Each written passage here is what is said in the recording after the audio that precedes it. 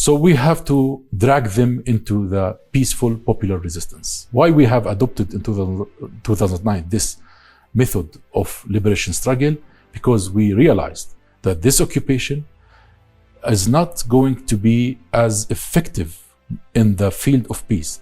They cannot act, and we have an example of that. Hello and welcome to our program. I'm Osama Nazal. In this episode of our program, we are going to discuss how Fatah, as the Palestinian National Liberation Movement, is acting and going to act in light of the Israeli occupation military escalation against every part of the occupied Palestinian territory, including the West Bank, Jerusalem, and Gaza, and how it responds to the catastrophic economic situation that the Palestinians are facing in light of the Israeli siege and the lack of international financial support. In order to discuss that, I have with me in the studio Fatah movement spokesman, Mr. Ahmed Fattouh. Welcome to the program, Mr. Ahmed. Thank you for having me. The situation is very complicated today as Israel is turning a blind eye to the international human rights law, to the international conventions, continue to kill people in Gaza, escalating its aggression in the West Bank and Jerusalem, the settlements. So the picture is very bleak and very gloomy. And in light of that, Fatah defines its political and popular struggle against the Israeli occupation and its practices. If you tell us about that.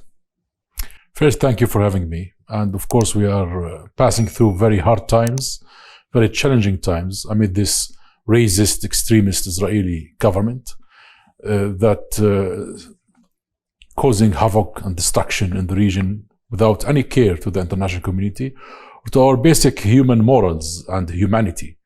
They are starving children to death. They have starved children to death in Gaza. And they are now preventing and blocking aid from fully entering Gaza, which caused a lot of misery and tragedy and caused children to die from cold and hypothermia. Yes. Because of the lack of proper clothing and gas for heating and proper tents for the winter season. And of course, what they are doing in the West Bank from the settlers' terrorism, attacking our towns and villages and farmers and workers day to day. That is in the root of the extremist Zionist ideology. And unfortunately, we have been under this occupation for 77 years. This is our destiny, but we are not willing to give up for our rights of liberation and freedom. We started this revolution with many hope, little tools. But here we are after more than 60 years of revolution. We are near of having a state, and we are working toward that direction, our independent state with East Jerusalem as its capital. Fatah look at this struggle in its essence is to preserve our people's existence, consolidate our steadfastness. This is not any normal occupation. This is a settler colonialism, which means there's an external foreigner occupation that wish to remove our people and replace people with other people. That is settler colonialism. So in the core of that struggle is to consolidate the existence of our people in the face of that expulsion forces that are wishing to move us out of Palestine. And in 1948, more than 70% of Palestinian people went to refuge, were ethnically cleansed from Palestine at the hands of the Israeli Zionist gangs. Yeah. Now they are repeating the process, but in different mechanisms. They are doing it through the occupation forces, through the apartheid system that's pushing people out, and through settler colonialism and settler terrorism that is threatening and terrorizing our children day in and day out to gradually and slowly encourage the transfer of the Palestinian people from their towns and villages, from the outskirts of the cities into the center of the cities, and push them into cantons and pantostans like in South Africa in the time of the apartheid regime. So our strategy is first and foremost to end the genocide, to end this violation, to consolidate our people's existence, steadfastness, our communities, to unify ourselves, to unite under the PLO in order to face this, fascist regime This is not an easy job. We are not dealing with any kind of occupation. We are dealing with a deeply rooted, deeply supported and deeply funded occupation by the Western powers. So it's not smart to deal with that occupation in a reactionary way. We have to plan our way. We have to be smart. We're not dealing with an easy occupation. Yeah. Mr. Ahmed, you mentioned a very important point. In the past, the Palestinian people used to face the horror and the violence by the Israeli occupation forces. I mean, the Israeli military establishment. But today it is by both the Israeli army on one side and the one that is more dangerous, the Israeli settlers who attack the Palestinian villages with arms, and they kill Palestinian children and Palestinian citizens from time to time. And this requires from the Palestinians, not only Fatah, all the Palestinians, but we know that Fatah is the backbone of the PLO and the Palestinian revolution. So let's talk about a concrete strategy, a concrete plan that would support the Palestinians' steadfastness, mainly in the Palestinian villages and the agricultural areas. We are talking about olive groves being uprooted. We are talking about the Jordan Valley area, Al Ghor area, which is the Palestinian bread basket. Now it's subject to Israeli settlers' attacks. True. It's very hard conditions and very challenging times. Yeah. So our strategy first, we have to unite our forces. We have to fight under one flag, not many flags, not different agendas. When we have one agenda, we have a goal, a target, and we walk with it. And that is the PLO. When it comes to the villages and the settler terrorism, now we have adopted the armed struggle from 1965 until 2009. Unfortunately, it did not bring us success. But if you look at it, in the first Intifada, we achieved the best success in our struggle in terms of all the battles and wars that we fought with the Israeli occupation.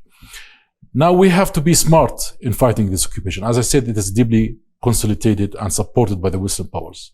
They have lobbies everywhere. They control the Congress, the American Congress, and they have lobbies and controlling other parliaments within the European government. So it's not easy to fight this occupation that is advanced technologically, advanced militarily, have more wealth and more funds, when we, on the other hand, have almost nothing.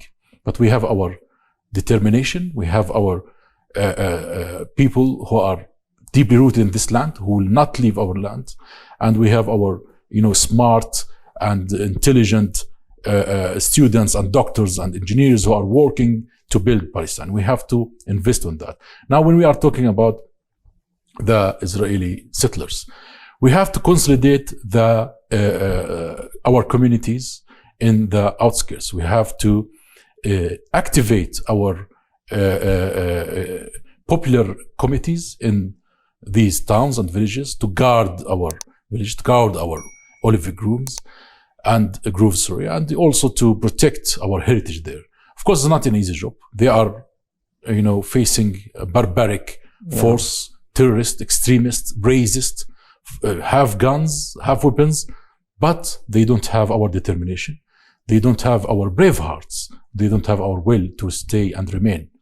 So when they found this popular resistance in the outskirts of our cities, in our towns, in our farms, they would retreat. And of course, on the other side, we will continue our international struggle. Mm-hmm. We have this rising support within the international community, within the world population, even in the United States, when we speak about, for example, the Republican Party. Now, the Generation Z of that party, the majority of it is supporting the Palestinian state, is against the Israeli genocide and the Israeli aggression in our land. So even within the Republican Party that is notoriously supportive to the Zionist movement, now is fading out. And even President Trump said it recently that the Israeli lobby is losing its grip over the Congress. So we have to invest in this momentum, not to allow the Israeli lobby or the Israeli Hasbara or the Israeli occupation to make it fade out. They are stalling right now in the talks with the Americans for stage 1 or stage 2, about the ceasefire. They are playing on time to make this international outrage and uproar for the Palestinian people to calm down, and gradually, behind the veil of a flimsy ceasefire plan, they want to push their colonial agenda. So we have to be smart in fighting this regime. It's not an easy task, but we have to be united, we have to be smart, and we have to plan carefully and be prepared in all fronts how to expose this occupation and to drag him to the peaceful arena, because we are facing a deeply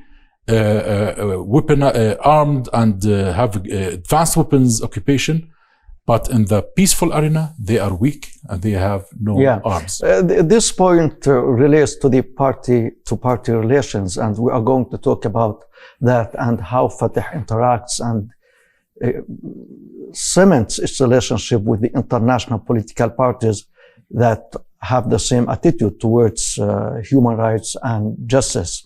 But before that, you mentioned the Palestinian First Intifada, which is very inspiring. And I lived the First Intifada, and I saw how the Palestinian community was very much cohesive, working hand in hand. For example, when Israel suspended education, it closed the universities and the schools, the Palestinians were able to create like academic committees volunteering to teach their students and not allow any education loss.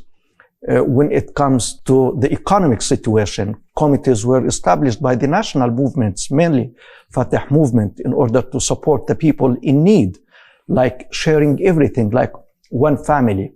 Now, I see that the situation is even worse than in the First Intifada, because we have close to 1 million Israeli settlers. The military escalation is unprecedented. So is there a trend or a direction within Fatah movement to start such method to, like, I don't want to say to copy the experience of the First Intifada, but at least to employ some of what the people used during the First Intifada? Yes, of course. The difference between the First Intifada now we have a government, we have a representative body, we have a seat in the UN. So we are working within the government to consolidate these manners that you just mentioned, to consolidate our people existence, our education system, our farms, our villages, and all of that. In Gaza, we had a massive destruction, more than 90% of our land destroyed. All schools, almost all schools destroyed. The majority of hospitals destroyed. So now the government, of course, within Fatah is part of this government, and the President Mahmoud Abbas gave orders to do every effort in order to rebuild our schools, to even make temporarily our mobile schools for our children to not be cut off from their education system, to continue learning. When we were exiled by the Israeli occupation, our fathers and grandfathers invested heavily on education. They believed that we have lost everything, but we haven't lost our minds and our brains, and we will continue investing in that to bring this Palestinian education, this Palestinian knowledge, and that formed this revolution that is still going until today. So our plan is to continue expanding on that. Of course, we have now partners, we have international community, we have friends that are in support of our struggle. And they are funding our schools, funding our healthcare system, and we are continuing our communication and our messages and connections with whether in the parliament level, the party level, or on the governmental level, to continue this fund and support for our communities and for our education system and health system. On the other side, when we talk about the struggle as a liberation struggle, now the equation is different today than it was in the 90s, than it was in the 80s or the 60s. We have to be realistic. We don't need to adopt a mentality of slogans or that we just want to fight for the sake of fighting. We have to be smart. We are fighting a very, deceptive occupation. It's not simple to fight them in a simple terms. So we have to drag them into the peaceful popular resistance. Why we have adopted in 2009 this method of liberation struggle? Because we realized that this occupation is not going to be as effective in the field of peace. They cannot act. And we have an example of that. First of all, we have the South Africa case, where they liberated themselves through the popular peaceful resistance and the international solidarity campaigns. And we also had a small glimpse of that in 2021 in Al-Sheikh Jarrah movement, when the Palestinian from north to south all revolted peacefully against the occupation ethnic cleansing campaign in Sheikh Jarrah in Jerusalem, which expanded to include all Palestinian cities, even the Palestinian cities of 1948, the occupied Palestinian cities. And that was a great example of how, if we worked without any external agenda, without any influence from outside, only within a Palestinian decision and Palestinian will, we could achieve huge things. And that time, Israel was paralyzed for more than a week, unable to deal with that mass demonstrations and the global demonstration. At that time in the United States alone, 300 plus demonstration went in support of the Palestinians. And of course, the social media was exploding with the images, and all the racism of Israel was exposed, and those settlers were seen by everyone. If we continued in that peaceful process at that time, I believe we would have today been in an independent state. But unfortunately, it shifted into an armed war. Yeah, so we are talking about mobilization of the people here, and another example is Al-Khan Al-Ahmar. Yes. When the Israeli occupation was trying to drive the people out of Al-Khan Al-Ahmar, Palestinians from every Palestinian region gathered there and protected the community at that time. And we are talking about international public opinion mobilization, and we all see how more than 60% of the American youth are in support of the Palestinians right these days. In Europe, you mentioned the demonstrations taking to streets every week in the UK and other European capitals. How does Fatah build on that and try to develop this national and international move in support of the Palestinians' right? We work every day with the international community, within parties, solidarity movement, grassroots organizations, every day. Through letters, through communication, through meetings, through even workshop and conferences and so on. Just recently, we have been in the Socialist International Council. That was in Malta. We are, as a Fatah, a member of the Socialist International, as a social democratic party. And when we talk about Social International, we're talking about around 120 political parties from around the world. So that is a massive power. And we conveyed our message clearly. And we're successful in garnering support to convene a two-state solution conference in Palestine in the beginning of the next year. That was supported by the majority of the socialist parties in Europe, in Africa, in Latin America, and Asia. All were supportive of that idea. And then to be followed by another international conference through the Socialist International, as well as another organization that do support this vision. Now we have that rising support. We should invest in it, and we should not let it to cool down. That is what Netanyahu is planning. So we continue our engagement with these parties. And also on the other side, we are in the youth organization, are in contact with the student movements around the world, within the left or in the right, and opening channels to tell our reality to the world, to see what's happening in Palestine. And I will tell you, the majority are standing with us. The majority are supporting us. But unfortunately, in the United States, is still the old guard and old politician is still in support of the Zionist movement. Yes, Mr. Ahmed, when we talk about the official level, this is understood. But when we talk about the grassroots organizations, about the student unions, about the workers' unions, and we all know the activities and the result of the activities of the Palestinian student union in the past. So is there a trend within Fatah to invest more in international unions and employ that for the benefit of the Palestinian national rights? Yes, we are. As you know, recently we made the first Fatah Youth Conference, Al-Shabiba. It was successful and elected a new youth with a new vision, a new plan, and more, active and more willing to go and expand this, explore this global support and expand on it, to continue the work of the previous youth administration, which was very successful as well.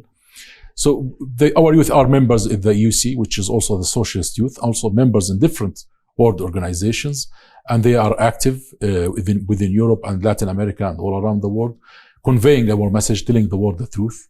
And that is, their work is in the universities and student unions is very effective, because now the new generation, you have witnessed, the majority of it is with Palestine. That is the work of the student unions and the Fatah movement and all the liberation movements through the struggle of the last 60 years. This long process eventually reached us to today, a cumulative work reach out to a point today that when you say the word Palestine, you will get more, support than any other person in the world. Yes. That is a victory for Palestine, and we should invest on it, and it will eventually reach the parliament and governments. Yes. Mr. Ahmed, we know that there are about 7 million Palestinians living in the diaspora everywhere in the world, and their impact is very significant, really. How does Fatah invest in the Palestinian communities in Europe, Latin America, North America, and everywhere the Palestinians exist? As you are aware, we have Fatah secretaries all around the world, Fatah groups and districts in every country where there is a majority of Palestinian refugees, Latin America and Europe, and even in North America. And we were effective into influencing the election, for example. So we're in communication with our communities. What's important is that we be united. We might have differences. Of course, that's healthy. Any democratic nation in the world have differences. But we should all be united behind one banner, which is the liberation of Palestine and the establishment of the Palestinian state. And we should all remove all our differences when it comes to Palestine. And we all should unite in our demonstrations, our struggle, and not to allow any foreigner influence to intrude or to put itself in our politics. We work for Palestine and within Palestinian agenda and for Palestinian agenda, not a party agenda. So we work with our communities, and we have worked with the grassroots organization in that term. We have been influential in terms of elections in North America, for example. In America, our community had been influence into the elections of Mamdani, for instance, in New York, the Muslim majority, the Muslim mayor, and the Muslim communities and the Arab communities supported him because he supports Palestine in the first place. Yeah. I believe most of them would disagree maybe with the socialism, but they would vote for him because he supports Palestine. And our work there is important. We were influential, of course, also in the Trump election, to be honest. When our communities did not want to vote for Biden, although that we had in a very difficult choice, but they did not want to vote for Biden. So he lost the Arab majority cities. So Palestinian now is a not only a just cause, not only a humanitarian cause, but now it is an electoral factor. So parties worldwide need to think twice when they take positions for Palestine, because now when whatever his position or her position, it will affect her election. So that is a stage that is very important. It would be regrettable if we lose that power and that influence on our internal differences. Let's put that aside. We have more major issues now.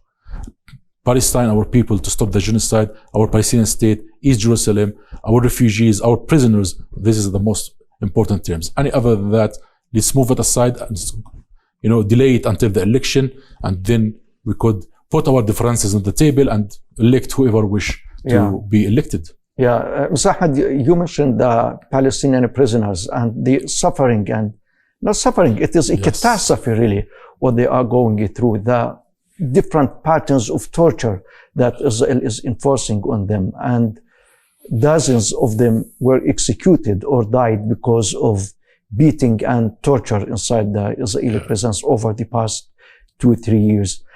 How does Fatah movement act on this file, the Palestinian prisoners, in terms of supporting them, showing their case to the whole world, to guarantee their rights, or at least to bring world attention to press the Israeli occupation to stop torturing the Palestinian prisoners and allow them to exercise their rights? Yes, our prisoners, our heroes, are subject to a new kind of barbarism, a new kind of cruelty under this fascist criminal regime of Israel. We send them a message of solidarity, a message of love, of respect to our heroes in the jails, behind the bars, who are fighting this occupation every hour, every second, every minute. And for that, we will forever owe them, and we will never forget their case, and we have never forgotten it. We always mention it, and we are always active when it comes to the cases or demonstrations or workshops or meetings about the prisoners. We're always bringing their subjects. We're all bringing to the world to know what's happening in these jails, these dungeons, the torture, the criminality, the starving of our prisoners, what they did to our leader, Marwan Barghouthi. We said, we sent letters to our parties. We sent messages to tell them about this cruelty and that need to stop. And of course, now there's an international campaign for the release of Marwan al-Barghouthi. And we are part of it in Fatah within the international community, through our friends, the parties, the solidarity movements, also on the level of parliaments and the level of governments. We are conveying the message that to release Marwan al-Barghouthi, he's a political prisoner, a man of peace, a man who supports the two-state solution, not a man of war like Netanyahu, not a man of killing and destruction like Ben Gvir, the criminal who is threatening him and threatening his life. And he's a political... But how much is the international community is responsive to the Palestinians' appeal vis-a-vis the Palestinian prisoners? It's growing intensively. The Marwan al-Barghouthi campaign has led great progress. They conveyed the message through artists, through celebrities, through politicians, and it's everywhere right now, especially in Europe. And it's growing, and it's massive. Even in the social media, the numbers of engagement is massive. It's gaining a lot of momentum, and we are investing on that. And not only Marwan al-Barghouthi, but we also want to expand that to all our prisoners who are being there unjustly, without a court, without human treatment. So this campaign, this struggle is ongoing, and we will not stop until they find their freedom. Fatah spokesman, Mr. Ahmed, has been a great pleasure having you on our program. Thank you very much. Thank you. Thank you. Thank you for having me. And ladies and gentlemen, thank you very much for watching. And from you, Osama Nazal, wish you a nice time.